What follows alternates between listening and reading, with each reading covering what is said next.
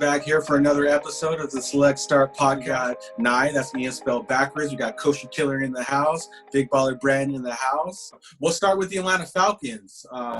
They had the 13th ranked offense this past year, the 23rd ranked defense. Anyone on the Falcons jumping out to you so far? Julio Jones, the obvious guys, Julio Jones, Calvin Ridley, Matt Ryan. He's always decent, I guess. So I definitely don't recommend drafting him in the first 3 rounds, but no, learned that the hard way. Shots fired, right? Right now he's got an ADP of the 8th round, 6th pick, just approximately.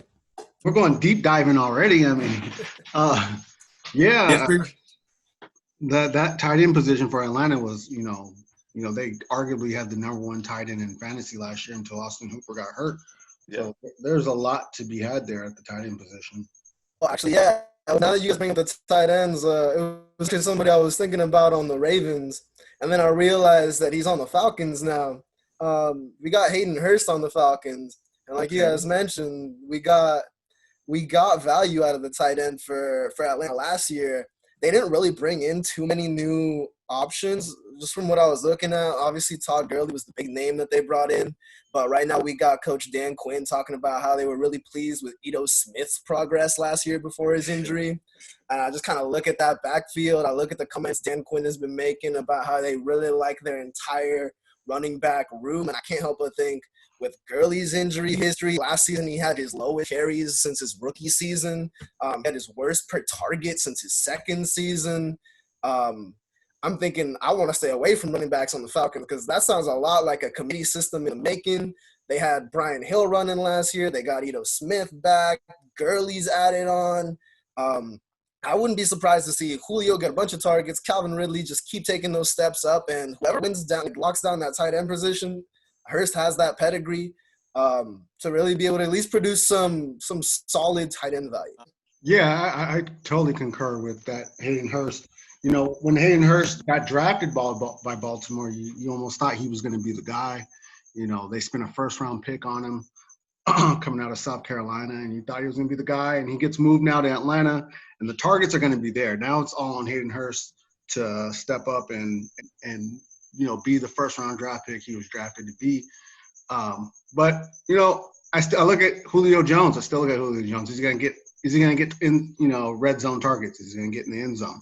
This is a guy who doesn't really get in the end zone very often. Calvin really is going to be a solid fantasy. Honestly, I think this offense kind of elevates with all the firepower in their division. They're going to be in a lot of games where, points are going to be scored. So, I mean, Calvin Ridley and Julio Jones are going to be fantasy, starters. Just are they going to be able to develop that tight end position and really be able to, get back to where they want to be. Great points. Anything you want to add to that, Coach? I agree with you all on maybe avoiding the running backs for Atlanta, especially early on in the fantasy draft. Looking over their stats from last year, their 3rd leading rusher was Matt Ryan with 147 rush yards, so less than 10 a game. That's awful. If that's your 3rd leading rusher, unless the carries are being split really, really evenly, that's a problem.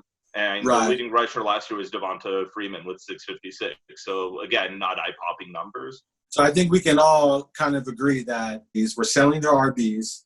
Was there anyone on defense you guys kind of had your eye on? Dante Fowler at defensive end. Okay. You guys co-signed Dante Fowler? I like Dante Fowler. I think he gives you an edge presence. I mean, the reason why Vic Beasley's not there anymore is because, he couldn't give them anything off the edge, So I think I like the upgrade with Dante Fowler. I think he gives them an edge presence. I think you'll see Dante Fowler in that division with those quarterbacks. He might get to double digits. He might be a double-digit sack guy. I'd like Deion Jones, of course. Deion Jones is always a staple on that defense. DeMonte Casey, I love DeMonte Casey in that back end. Keanu O'Neal, until he got hurt, he kind of really never got in the groove from a year ago. But another guy, actually a rookie that just drafted out of Auburn, Marlon Davidson, a guy who can play all along that defensive line.